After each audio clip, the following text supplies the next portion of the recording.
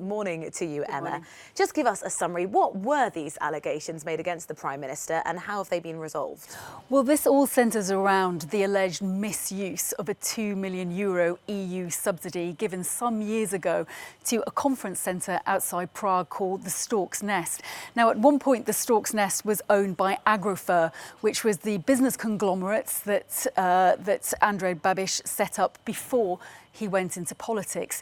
The EU subsidy was only designed for small and medium-sized enterprises. And so the dispute has really been about whether or not the Stork's Nest qualified for such a grant. Now, in April, the police recommended that the Czech PM be charged over this, but on Friday, prosecutors said that they were satisfied that at the time that the grant was given, that the Stork's Nest did qualify for it. This has been going on for 4 years. Despite this, he's quite popular. But what kind of political impact did it have on his ability to govern, to rule, to form coalition? It's certainly been tricky, though, as you just said, that he maintains a high level of popularity within the country.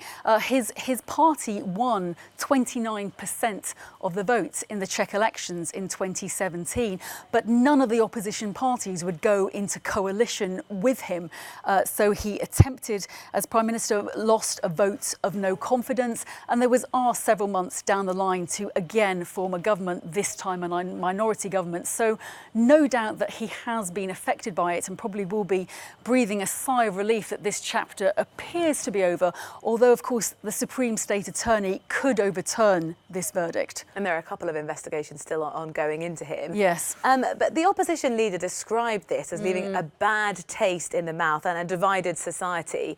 What next? Will his reputation be able to be restored off the back of this? That was a very interesting comment on Twitter from Petra Fiala, who is the leader of the ODS, the largest opposition party. However, he was quite guarded in his response. Despite that comment, he did say he did respect the result. Now, has the Czech PM won in the courts of popular opinion? I think that's the question. You did mention earlier there'd be huge protests in the streets this spring. In fact, 250,000 Czechs protesting about all of this. And I think that's the largest number seen in a protest in the country since the fall of communism. And I don't think they plan to give up. They've already said that they will be continuing to protest about it this autumn.